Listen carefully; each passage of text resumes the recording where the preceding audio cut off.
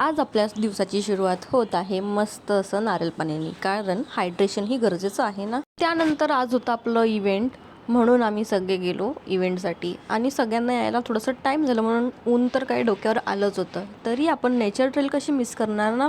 Nature trail करता करता खूप साऱ्या झाडांची माहिती आणि जंगलाबद्दलचं प्रेम किंवा लोकांचे काय मत आहेत ते सगळंही आम्ही डिस्कस केलं. बाकी गोष्टीही डिस्कस केल्या.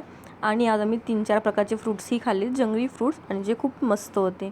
त्यानंतर आम्ही तारपाही केलं. त्यांना आपल्या कल्चरबद्दल थोडंसं सांगितलं, त्यांच्याकडनं त्यांच्या कल्चरबद्दल थोडंसं ऐकून घेतलं.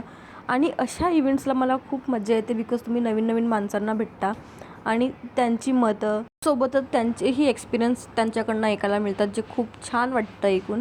म्हणून मला हे इव्हेंट्स आवडतात. त्यानंतर मनीषाकडनं आबोलीचा गजरा बनवून घेण्यासाठी ही फुलं तोडून घेतली आणि तिच्याकडनं गजरा बनवून मी आली घरी. पटापट तयारी केली आणि निघाली मावशीकडे जायला, बिकॉज आज मावशीकडे होती सत्यनारायणाची पूजा. सो थोडंसं ट्रॅफिक लागलं, पण ठीक आहे. पण आम्ही एक्झॅक्ट आरतीच्या टायमाला पोचलोच होतो, म्हणून आम्हाला आरतीही भेटली. त्यानंतर थोडंसं बसून मावशीने सगळ्यांची ओटी भरायला घेतली आणि माझीही ओटी भरली. आणि हा व्हिडिओ आमच्या दुर्गावहिनींनी काढला आहे.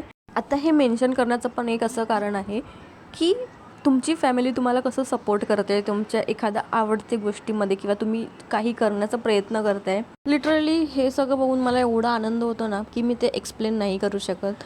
म्हणून आज मी सगळ्यांना स्पेशली थँक्स म्हणणार आहे, पूर्ण फॅमिलीला. तुम्ही मला एवढं सपोर्ट करतायसाठी भरपूर थँक्यू. त्यानंतर आम्ही जेवलं वगैरेही, पण थोडंसं टाईम नव्हतं म्हणून व्हिडिओ रेकॉर्ड केला नाही. सो आजसाठी एवढंच. Thank you for watching. बाय.